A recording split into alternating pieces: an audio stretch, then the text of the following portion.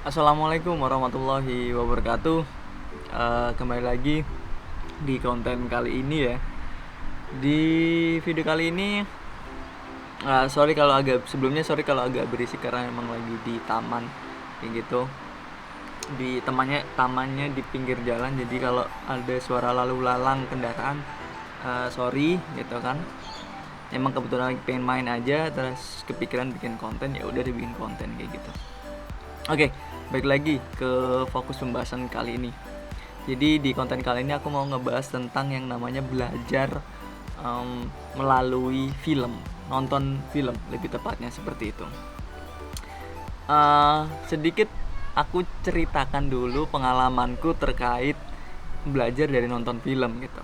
Sebenarnya ini nggak asing ya buat teman-teman karena banyak film yang udah di launch gitu yang memang bisa dipetik pembelajaran gitu. Bahkan semua film juga menurutku ada nilai-nilai pembelajaran gitu loh, yang baik ya khususnya gitu loh, yang bisa kita terapkan ke kehidupan kita sehari-hari, atau bahkan bisa menstimulus kita untuk belajar yang jauh lebih dalam lagi gitu. Tapi emang aku harus akui tidak banyak orang yang belajar dari film. Mereka sadar ada pembelajaran tapi nggak belajar gitu loh. Karena yang dipetik hanya konteks entertainmentnya aja ya, jadi sekedar mendapatkan rasa puas karena emang terhibur, setelah itu ya udah gitu. Nah, sebenarnya aku nggak ingin kayak gitu ya. Secara pribadi aku pengennya ya orang belajar dari film yang sudah dibuat gitu loh, karena pasti ada nilai pembelajarannya. Nah, sedikit aku ceritakan adalah pengalaman ketika belajar di Kampung Inggris Pari, di salah satu lembaga kursus gitu. Metodenya adalah itu kelas malam, adalah multimedia kelas, kelasnya, dan metodenya adalah belajar melalui nonton film gitu loh. Jadi di hari tertentu diputar film gitu, genrenya banyak gitu kan. Selanjutnya dipresentasikan kayak gitu. Jadi apa sih yang kita dapati di situ, atau enggak ada clue-clue yang harus diperhatikan dari tutornya, setelah itu harus dipresentasikan, kita analisis, setelah itu kita presentasikan gitu kan.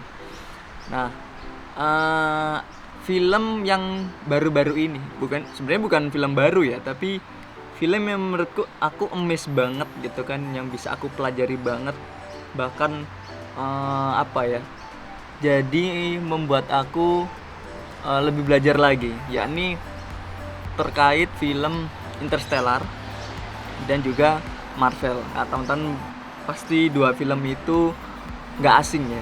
Interstellar filmnya sangat luar biasa, dan juga Marvel. Interstellar memang ceritanya tentang seorang astronot gitu loh, ya kan. Tapi lebih dari itu, di dalamnya ada yang namanya uh, hukum fisika lah gitu, atau terkait pembelajaran fisika. Ya, mata pelajaran fisika terkait black hole, terus relativitas dan seterusnya kayak gitu. Apa ya, fisika-fisika yang ada di luar angkasa. Nah, selanjutnya Marvel itu sendiri mengadopsi dari ilmu pengetahuan fisika juga, lebih tepatnya fisika kuantum gitu loh, tentang yang namanya dunia paralel dan seterusnya, ya kan. Film-film science fiction seperti itu sangat kental nuansa apa ya, sainsnya gitu, yang mana udah jelas bisa kita pelajari gitu loh. Dan aku harap teman-teman tidak hanya dua film itu, tapi film yang lain lagi pun juga bisa dipelajari. Banyak kok gitulah intinya. Nah, aku di Pare tersebut juga belajar film gitu kan, maksudnya nonton film satu belajar. Selanjutnya dua film tadi bener-bener mind blowing banget buat aku, ya kan. Nah, ini menjadi salah satu bukti bahwasanya banyak sekali ya produser film atau sutradara yang benar-benar membuat film itu agar bisa dipelajari, atau bahkan menstimulus untuk belajar lebih lanjut seperti itu. Cuma emang nggak gampang bisa menganalisis film tersebut gitu. Nah, based on my experience, ini subjektif gitu, agar kita bisa belajar dari film tersebut, ya otomatis kita itu gini ya caranya, adalah otomatis kita itu tentukan dulu kita mau belajar apa sih sebenarnya gitu. Nah kalau kita udah pengen belajar apa, kita cari film yang relevan, tema-tema yang relevan gitu. Let's say kita mau belajar science gitu, berarti genrenya mungkin yang bisa kita tarik secara langsung adalah science fiction seperti itu. Kalau kita mau belajar terkait sosial gitu, mungkin genre-genre drama gitu kan yang bisa kita tentukan sebagai film yang ingin kita tonton seperti itu. Jadi kita tentukan dulu kita mau belajar apa gitu, satu kita tonton. Nah selanjutnya kalau nonton terus kita bisa analisis gimana caranya. Maksudnya adalah nonton gak hanya nonton gitu. Ketika kita menonton kita harus bisa yang namanya mencatat. Gini ya, sebelum menonton kita emang harus tahu sih cara mencatat gitu loh, mencatat sesuatu dalam artian film tersebut gitu kan, karena itu dari audio visual terus kita catat menjadi sebuah tulisan gitu. Terus audio visual ataupun suatu, let's say film action gitu kan, film action ini kan agak susah juga gitu, pertarungannya seperti itu gimana sih kita rupakan menjadi sebuah tulisan gitu. Nah apa kita tulis semuanya dan seterusnya, ya agak susah gitu. Nah sebelumnya kita harus tahu metode mencatat terlebih dahulu. Apa sih yang dalam suatu objek tertentu, apa sih yang perlu kita catat seperti itu.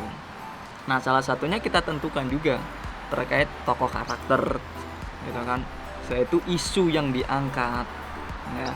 Selanjutnya poin-poin pendukung dari permasalahan yang ada pada film tersebut gitu. Biasanya plotnya itu atau alurnya dari film tersebut kan adalah suatu karakter utama gitu kan, diceritakan seperti apa, selanjutnya ada permasalahan apa, selanjutnya ada konflik seperti apa, terus ada keinginan dari tokoh utama tersebut untuk menyelesaikan masalah atau enggak mencapai tujuannya.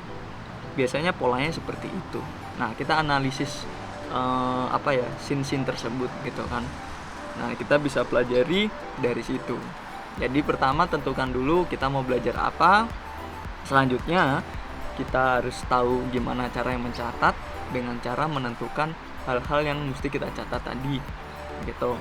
Untuk metode mencatatnya terserah gitu kan. Aku udah pernah bikin video tentang metode mencatat, kalian bisa langsung aja cek itu kan di YouTubeku gitu kan, cari aja metode mencatat seperti itu. Dan selanjutnya adalah kita diskusikan. Alangkah baiknya kalau kita mau belajar gitu kan dari menonton film, kita ada partner gitu loh, yang mana bisa kita diskusikan dari hasil mencatat tadi gitu loh ya kan. Nah mencatat tadi, oh ternyata tokohnya seperti ini nih gitu, karakternya seperti ini. Nah dari situ kita diskusikan apa relevansinya terkait realitas yang ada gitu loh, di kehidupan nyata maksudnya. Oh tokoh-tokoh seperti ini ada nggak sih di dunia nyata seperti itu, kita tarik gitu kan, misalnya ini serupa dengan tokoh orang seperti ini, atau orang itu orang A, B, C, atau bahkan public figure dan seterusnya. Nah jadi biasanya film-film itu tidak lepas dari konstruk sosial gitu loh yang ada pada masyarakat secara faktual gitu ya kan. Meskipun film itu genrenya fantasi gitu kan, tapi nggak lepas dari kehidupan nyata, karena film itu kalau aku anggap adalah memang meskipun fiksi ya gitu, cuma emang harus direlatekan dengan kehidupan nyata biar masyarakat yang menonton itu ngerasa relatable gitu loh. Oh ya relevan nih gitu, nggak jauh-jauh gitu, karena juga produser film juga harus lihat pangsa pasar kan, dalam artian di sini emang urusan bisnis ya. Kalau nggak relate sama segmentasi pasar dia, ya siapa yang mau nonton gitu loh, intinya seperti itu. Jadi pembuatan film itu emang nggak lepas dari konstruk sosial seperti itu. Nah itu bisa dipelajari, diskusikan dengan partner tersebut gitu. Nah biasanya dari diskusi tersebut gitu kan, kita nggak langsung ngeh gitu loh, atau bahkan langsung aja amazed dengan isu yang diangkat dari film tersebut gitu. Nah dari situ, dari diskusi tersebut kita bisa mencari informasi lebih lanjut lagi. Kalau aku yang tadi dari yang namanya Marvel misalnya adalah tentang fisika kuantum, dunia paralel gitu.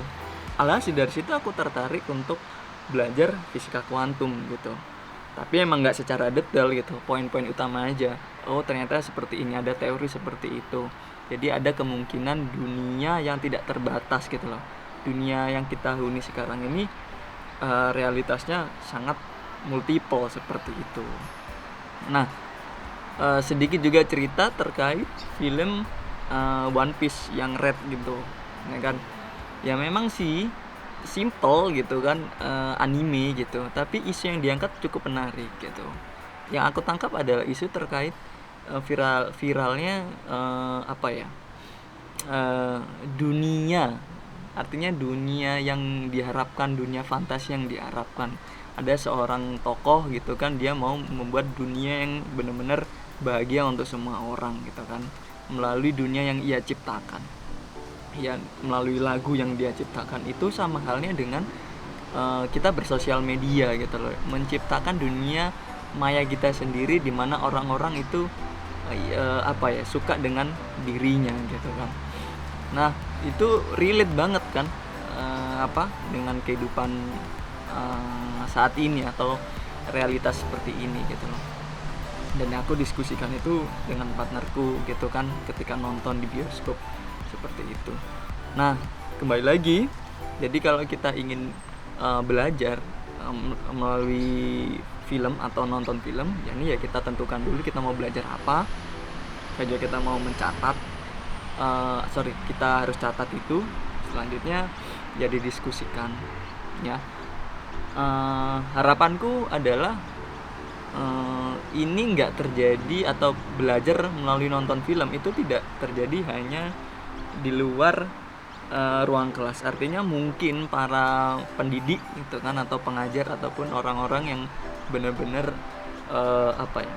praktisi di bidang pendidikan juga menggaungkan istilahnya belajar melalui nonton film seperti itu. Tapi karena konteksnya di ruang pendidikan atau di sekolah seperti itu, pendidikan formal, ya film-filmnya juga harus diperhatikan seperti itu. Guru-guru mungkin sudah ada yang menerapkan tugas nonton film, setelah itu dipresentasikan, which is good gitu loh.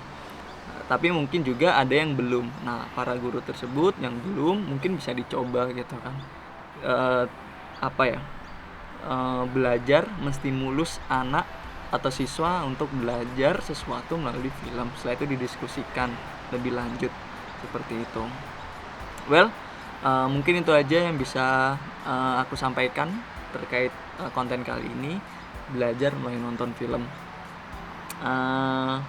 Tapi ya gini, ada catatan sedikit adalah jangan hanya mengandalkan film. Dari nonton film tersebut ya kita harus gali lebih lanjut melalui buku atau enggak jurnal-jurnal gitu.